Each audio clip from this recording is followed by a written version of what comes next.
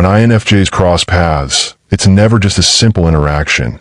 It's the beginning of a quiet, powerful resonance that many people never get to experience. In this video, we're looking into what unfolds when two INFJs finally recognize each other. When two INFJs connect, it rarely feels casual or surface level. It tends to feel like something deeper is happening beneath the conversation, almost as if two parallel universes suddenly open a doorway between them. There is an immediate sense of familiarity, even if they have never met before. It's the kind of familiarity that doesn't come from shared history, but from shared wiring. They recognize each other not by appearance or small talk, but by the energy behind their words, the subtle depth in their eyes, and the quiet way they observe the world before speaking. If you want to truly understand yourself and unlock your full potential as an INFJ, check out the INFJ Purpose Compass today. The link is in the description of this video. The conversation between two INFJs usually feels like stepping into a deeper, quieter room where the rest of the world fades out. They're able to move quickly from surface topics to meaning, symbolism, psychology, motives, patterns, and the unspoken dynamics that govern human behavior. They speak in metaphors without planning to, and the other INFJ not only understands them, but expands on the metaphor, turning a simple idea into a long, layered exploration. What feels heavy or too much for most people feels completely natural between them, because neither shies away from emotional intensity or soulful questions.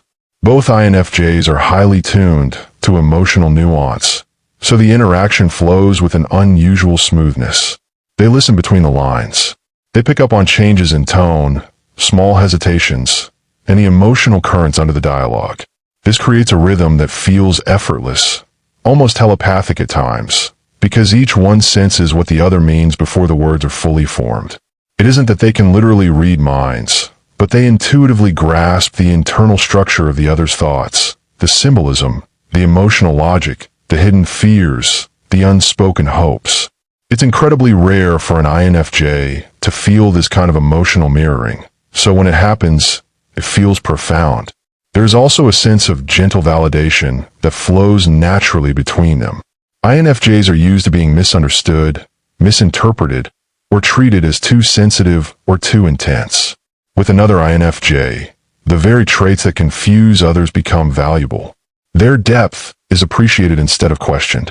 Their intuitive leaps are met with curiosity rather than doubt. Their empathy is met with reciprocity. The result is an emotional safety that is difficult to find elsewhere. They feel free to explore the full range of their thoughts without filtering themselves, which is something they rarely experience in daily life. Because both INFJs care deeply about authenticity, the connection often feels refreshingly real. Pretenses fall away quickly. They don't feel the need to perform or adapt to match the other person's expectations. Instead, they settle into a natural sincerity that feels both grounding and uplifting. They reveal parts of themselves they usually hide, not because they're trying to bond more deeply, but because it feels safe to do so. It becomes an organic exchange of inner truths rather than a calculated unveiling. One of the most distinctive aspects of an INFJ to INFJ connection is the emotional resonance. They mirror each other's feelings in a way that is both comforting and intense. They share similar sensitivities, so they understand why certain experiences cut deeply or why certain joys feel overwhelmingly beautiful. They don't need to explain why they withdraw sometimes or why they crave solitude. The empathy between them is mutual and balanced, creating a sense of emotional equilibrium that feels restorative rather than draining. When they speak about their dreams or visions for the future, the conversation takes on a luminous quality. INFJs think in long arcs, abstract possibilities, and deeply personal symbolism. Another INFJ understands the importance of these visions, not as fantasies, but as blueprints of the soul. They encourage each other, not out of politeness, but because they genuinely see the potential in each other's inner world. This shared idealism creates a sense of partnership, even if the two INFJs are simply friends or acquaintances. There is also a unique stillness that arises between them. They can sit together in silence without it feeling awkward. The silence feels full, meaningful, almost sacred, like a shared meditation rather than an absence of conversation. They don't feel the need to fill it with noise because they sense that the other person understands the value of quiet reflection. This creates a serene emotional atmosphere that feels rare and nourishing. When two INFJs connect, and the initial recognition and emotional alignment settle, something even more profound starts to take shape, a shared intuitive rhythm that becomes almost like a private ecosystem between them. It's subtle but unmistakable. Their conversations start weaving themselves into a kind of emotional tapestry, where each thread added by one INFJ instantly inspires another from the other. This isn't forced or planned. It feels like the connection itself begins to think, breathe, and expand on its own. One of the most powerful aspects of this stage is the mutual unfolding of inner symbolism. INFJs don't simply talk about their lives. They speak in layers, in imagery, in hidden meanings shaped by intuition. When they connect with each other, these layers become even more vivid. They start sharing dreams, internal metaphors, recurring symbols from their emotional or spiritual journeys. And instead of being met with confusion or blank stares, they're met with recognition. The other INFJ understands the symbolic language intuitively. They can sense the significance behind a dream, or why a particular image keeps reappearing in the other's mind. It feels almost mystical, like they're co-exploring a deeper plane of consciousness. The sense of trust also develops in an unusually organic way. INFJs don't rush into opening themselves emotionally, but with another INFJ, trust grows like a plant that doesn't need watering. It just absorbs the natural atmosphere between them. They feel trusted by the other almost by default, and that trust inspires a gentle reciprocity. They begin revealing parts of themselves they don't often share, their secret fears, the vulnerabilities they mask from everyone else, the parts of their past that shaped their intuition in the first place. It's not dramatic or heavy. It's quiet, honest, and deeply connective. The safety they feel isn't because the other INFJ promises not to hurt them. It's because they can sense that the other simply wouldn't. Another unique experience is the way INFJs handle each other's emotional storms. When one INFJ is struggling, the other instinctively picks up on it, even through silence. They can feel emotional shifts like changes in weather. And instead of trying to fix or dismiss the feelings, they respond with a kind of empathetic steadiness that feels incredibly soothing. They offer emotional presence rather than solutions, understanding that sometimes INFJs don't need answers. They just need someone who can sit in the storm with them without judgment.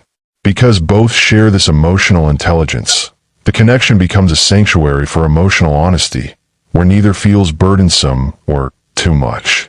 There is also a fascinating merging of intuitive predictions. INFJs are natural forecasters of emotional patterns, social dynamics, and future possibilities. When two INFJs connect deeply, their intuitive insights begin feeding off each other, creating a kind of collaborative intuition. One INFJ might voice a faint hunch, and the other will instantly pick up the thread, expanding it or validating it with their own perception. It creates a sense of shared foresight, as though they are both looking at the same horizon through slightly different angles.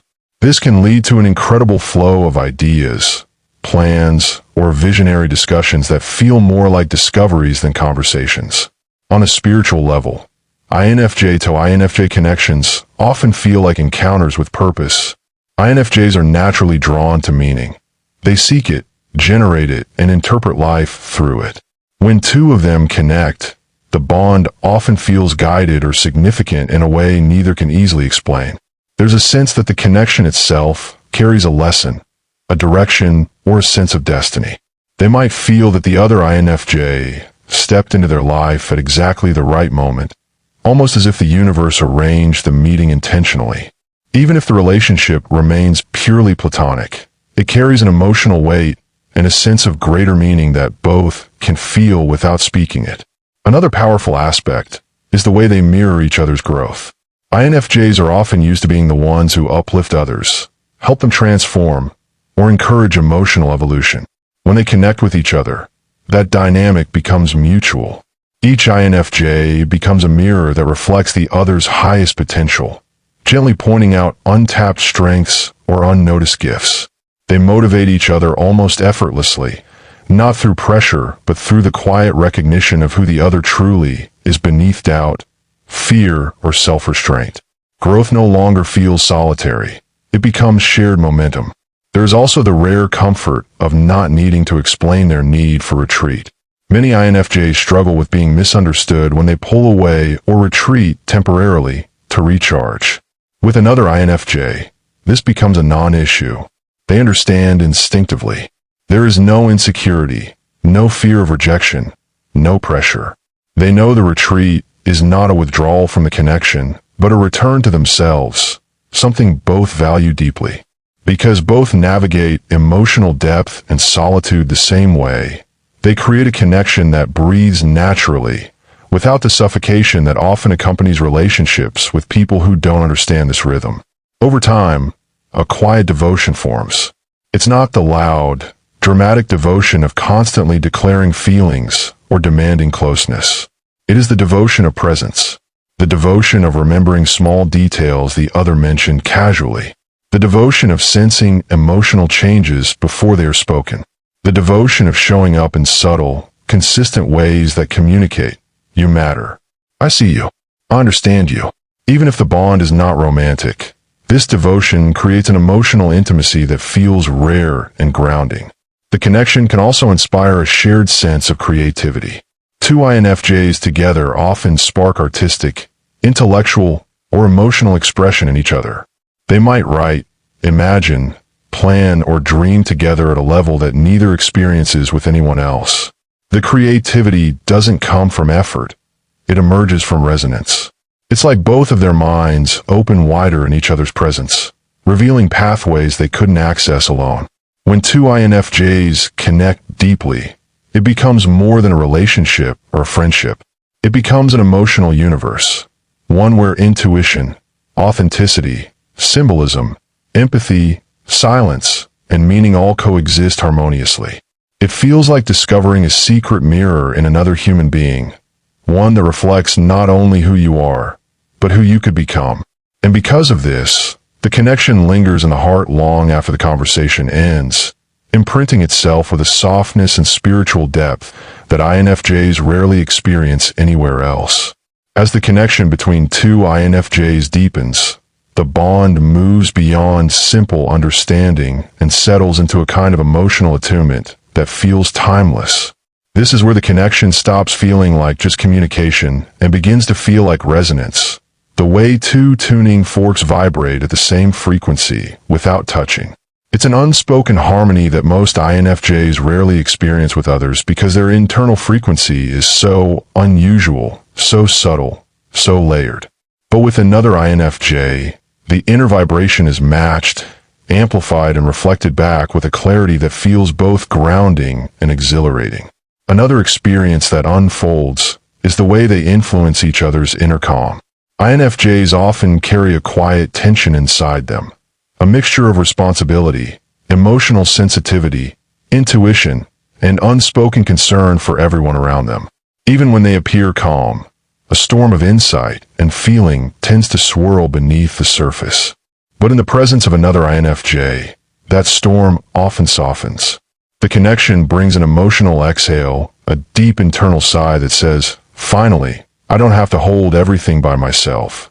They can feel their nervous system relax in ways it rarely does, because the other INFJ doesn't demand performance, emotional labor, or masking.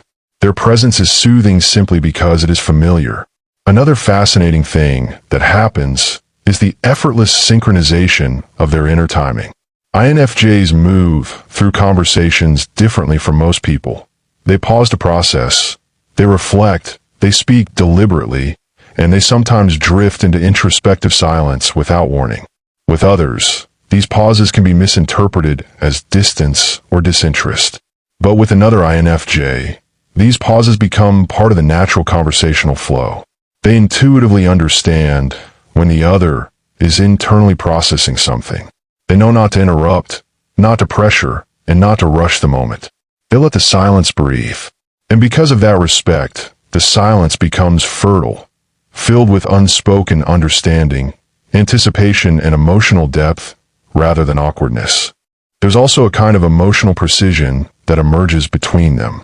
Most people misunderstand INFJ expressions because they're layered, often soft on the outside, but intense underneath. With another INFJ, however, communication becomes strikingly accurate. They can read intentions behind words with near-perfect clarity. A small shift in tone, a slight hesitation, or a subtle change in energy becomes a full message. This precision eliminates the emotional friction INFJs often feel when they must constantly clarify themselves to others. Instead, the connection feels clean and attuned, like two minds running on the same software. With time, an almost telepathic companionship develops. It's not literal mind reading, but a shared pattern of thought that makes everything feel eerily synchronized. They often anticipate each other's reactions or responses without needing them verbalized. They sense what the other is about to say. They finish each other's sentences not for show, but because their intuitive patterns have begun to sync. It becomes common for them to message each other at the exact same moment or bring up the same idea they were privately contemplating. These coincidences feel too consistent to be random, fueling the feeling that the connection operates on a deeper, intuitive plane. Another powerful experience is the emotional generosity that flows naturally between them. INFJs are used to giving more than they receive, emotionally, mentally, spiritually. They are constantly absorbing others' feelings and offering comfort, insight, or support. When paired with each other, this generosity becomes mutual. Each one finally receives the kind of care, thoughtfulness, and emotional listening they usually only give. It creates a balanced ecosystem of empathy where neither feels drained, unseen, or overextended. This balance is rare for INFJs and therefore deeply healing. A sense of shared solitude also emerges. Both INFJs value independence and personal space, yet when they connect, solitude becomes something they can share without losing its essence. They can sit together in the same room, quietly doing their own thing, and still feel connected. They don't demand constant interaction. Instead, they create an environment where each can exist as their full, introspective self while still feeling accompanied. It's one of the few connections where the INFJ doesn't feel the need to dim their inner light or hide their internal world to maintain harmony.